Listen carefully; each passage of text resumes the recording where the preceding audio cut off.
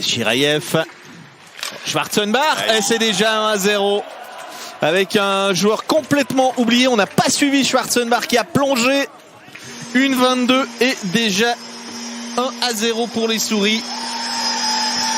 Très jolie passe au deuxième poteau, là il était complètement oublié, hein, comme tu l'as dit. On va tâcher de comprendre avec un ralenti ce qui s'est exactement passé. Schwarzenbach qui a fait tourner le puck le long de la bande et qui est venu, qui a échappé. Alors là c'est plutôt qui? C'est plutôt l'attaquant qui doit le suivre ou un défenseur? Je dirais que Monet n'a pas pris l'information correctement. Là on sent que... McTavish qui est monté, il a essayé de transmettre sans réussir. Dolana, Castonguay. Oh la bonne passe pour Riemann en excellente position. Riemann, égalisation sierroise. Il n'aura fallu que 3 minutes et 46 secondes pour marquer du côté sierrois. Ça veut dire 1-24 après le 1-0. Quelle patience de Rémi là sur ce jeu. Il a reçu une magnifique passe où il était tout seul. Il a vraiment attendu, fait baisser le gardien. Il est encore revenu derrière lui pour glisser ce puck. On sent que Rémi là, malgré sa petite taille, il a le sens du hockey, hein, ce joueur. Ah oui, il fait une très très bonne saison, Rémi Riemann, lui qui avait marqué son dernier but face à Winterthur le 3 mars. Ritz, Bézina, le rebond, but. Voilà. Alors je sais pas trop comment il est rentré, mais enfin, Sierre est devant. L'arbitre va aller quand même voir la vidéo, hein, je vous le dis déjà, parce qu'il, comme nous, je pense qu'il se dit comment ce puck a-t-il pu rentrer. Est-ce qu'il y a eu un bras, un patin, Jérôme? Alors écoute, je peux pas t'en dire plus non plus pour l'instant. On va attendre les images. Alors c'est Joliet qui semble être fêté pour l'occasion. Ça revient sur le Valaisan. On a dit comment on pourrait annuler ça. Riemann pris sa chance, l'auteur de l'égalisation. Tire de bon, Bézina, et c'est le 3-1. Ce soir, ça rentre aussi bien que pendant 4 matchs, ça rentre dans ce premier tiers-temps. Est-ce que c'est pas Riemann qui le dévie du patin, là, justement, où il n'y a pas de geste, ça risque d'être accordé de manière normale, sans trop de discussion. Mais je crois bien que c'est de nouveau Riemann qui est à la finition. Alors on va revoir d'abord Riemann qui tente sa chance, remet à la ligne bleue avec l'entremise de son coéquipier. Qui pour dévier en dernier? Ah non, ça va directement dedans. Ça va directement au fond, hein. Deuxième tiers-temps qui est vraiment parti à l'avantage de l'équipe locale. Mais bon, tant qu'il n'y a pas de but, attention à l'outil. Voilà. Et ben voilà. Suffisait de le dire. Bon, ça sentait très fort. Hein. Ça se sentait. Ils avaient pris quand même un sacré ascendant là depuis le début de la période. C'est clairement pas démérité. La réussite pour Simon Lutti qui vit une excellente saison. C'était plutôt un joueur dont on parlait très très peu. Et puis là, il marque son 6e but de la saison et il est en train de faire sa meilleure saison sous le maillot d'Holton qu'il porte depuis 2017. Beaucoup d'espace, hein. Encore une fois, beaucoup d'espace dans le slot. Il sort, sauf erreur, quasiment de son banc directement. Il part sur la cage adverse, à rentrer dans cette zone offensive avec une facilité déconcertante. Et maintenant, il faut pouvoir rentrer pour perturber l'équipe d'Holton et marquer le 4-2. C'est Arnaud Montandon. On sent le soulagement dans ce geste. Il l'attendait depuis un petit moment et enfin il arrive. Arnaud Montandon qui ne marquait pas dans ces playoffs. Visiblement, ça l'énervait. Ça se sent. Il n'avait pas marqué depuis le 5 mars face à Turgovie.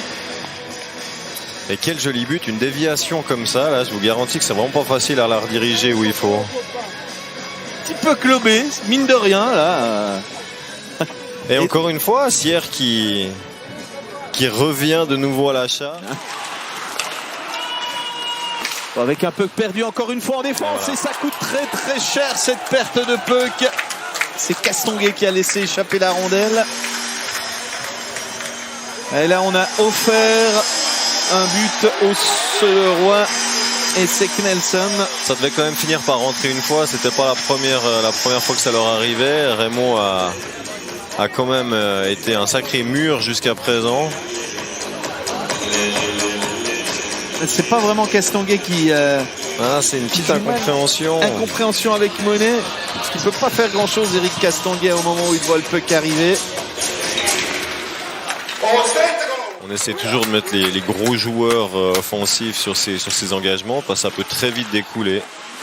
Avec Giovannini qui est battu. Et là, il cherchait le puck, c'est l'égalisation. Signé Lutti. Le doublé pour Lutti qui avait marqué le 3-2.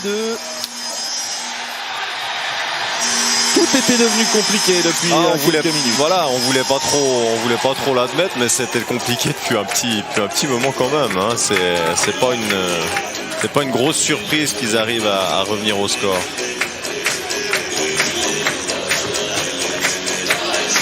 Giovannini cherche le puck, ne réussit pas à le dégager et lui fait au bon endroit, tout simplement, opportuniste. Il pensait l'avoir entre ses jambes et il n'a pas vu qu'il était ressorti, il est en retard sur le rebond. Castonguay qui réussit pas à sortir le puck. Nunn. Knelson et but. Sierre est en train de complètement craquer après avoir tellement longtemps laissé penser qu'il était capable d'en gagner une. 55-46. Et c'est le premier bloc d'Ulton qu'on a longtemps attendu tout simplement. On a très attendu et là ils arrivent à marquer le but qui les fait passer devant au score. Nelson réussit lui aussi le doublé comme Lutti.